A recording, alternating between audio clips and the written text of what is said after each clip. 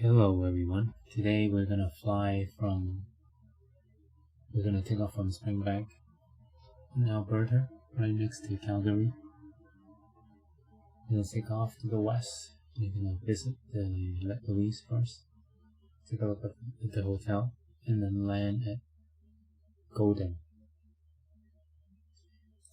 As you can see, the plan looks pretty unique, right? Because you don't have custom points here. That's because I made it with an application called Little Navmap. Pretty useful. Although I found some problem because I installed the custom Banff Airport CYBA. I can find it here, like it's available here, but it's not available in the Little Navmap, so I can't plan the flight in that app and then load it here. But basically what I did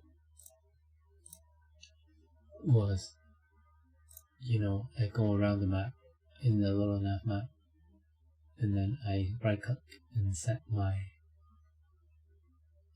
departure, and then you can show departure procedures, and you can choose,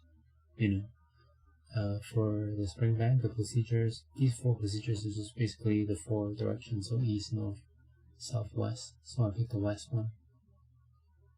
And then you can just, move your map around and find where the Lake Louise is.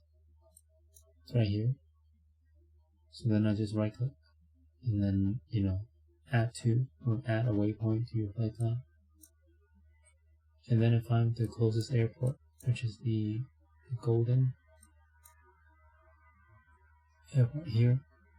And I right click and choose this destination and also pick an arrival procedure, so instead of directing me straight to the airport, it goes, we take the procedure for the runway 32. And after that's done, I save it. Let's go save flight plan. And then I go export flight plan as MSFS PLN.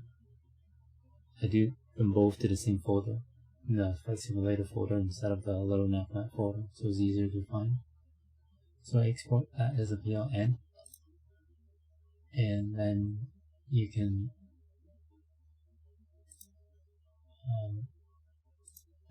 load it here with the load save. Load that file and you'll get this path back.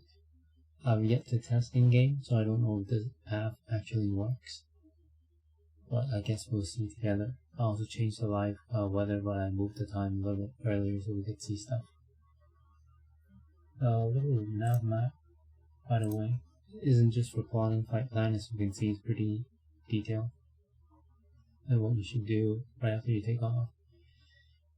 I don't even think my DA40 can climb like that, but whatever. And then when you climb there, and where the airspace restrictions are, and the elevation of the terrain. So as you can see, the yellow line actually cuts some mountains. So on some part of this, I might not autopilot. I'll just fly by hand and get around. Of course, I could make my cruising altitude now is like at 9,000, so it's up here. Instead of 9,000, I can turn it to 10,000, 11,000, but I want to see what 9,000 would do. So, and then this app also gives a lot of information, so you can search the airport. For example, if I want to see where I'm gonna land, so that's CYGE, for example, so I can type it in here. CYGE, there, Golden. You can double click on it. You double click on it, it does a few things. Focuses that, it also centers that on the map, and it also, select it in the information panel on the right here. You can drag this panel around, by the way. So I double click that, it gives me all the information of the airport. So pattern out to left, left pattern. So if you miss, you go do a left traffic. It tells you the overview, amenities, what they have, the elevation of the airport is always important, 25, 75. So 1,000 out, Canada altitude would be 3,575 feet, example. I'll refer to that, after. And then you can get to see the runway, anything special. There's nothing special, there's no PAPI, no nothing, no LS either. So you're just gonna do it by hand. COM, since there's no assistance frequency, there's only COM and air traffic control. The guy's probably not even in there, so you just announce your arrival. Different procedures, I already selected it for 3-2. Yeah.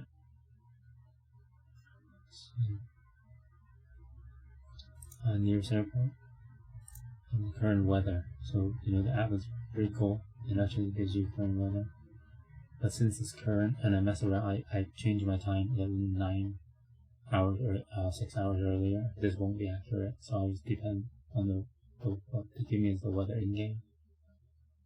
You can also see the airspaces that you're gonna pass through. I don't think this is the right one.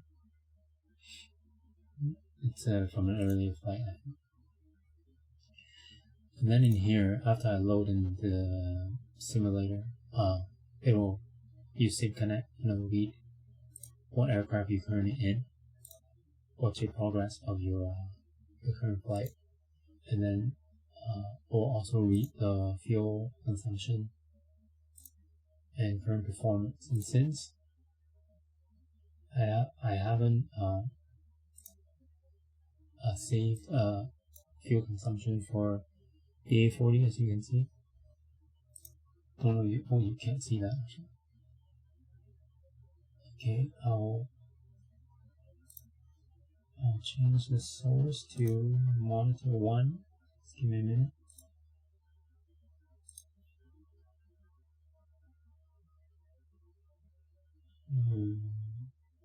Sorry, display capture. Here we go. Oh. Display 1. Okay. So turn that on. Okay. So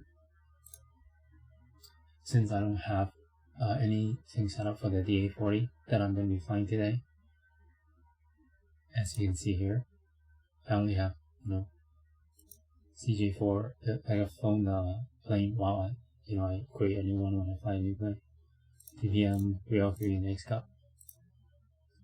I'm gonna create a new one,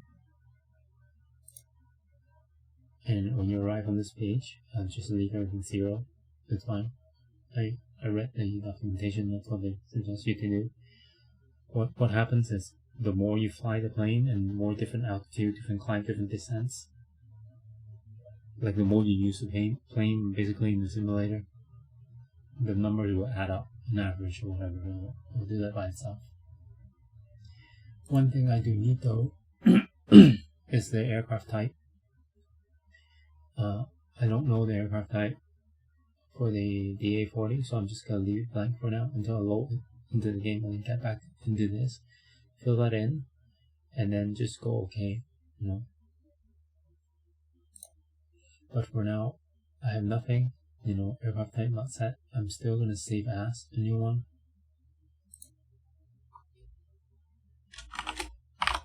A40, I can put NG, whatever. I don't have the TDI, but NG, save it, and then you get that link there.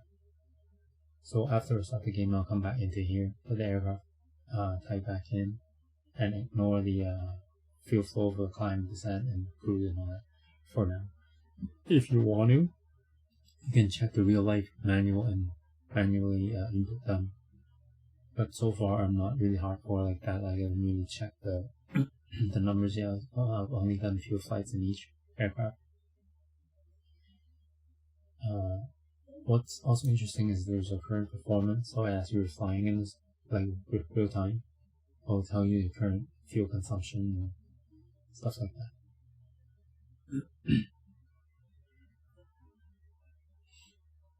So let's get to it.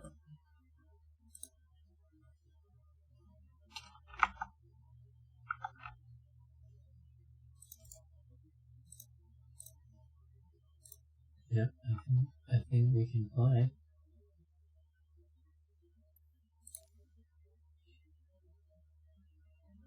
I've also bumped up the streaming resolution from 60 frames at 720p to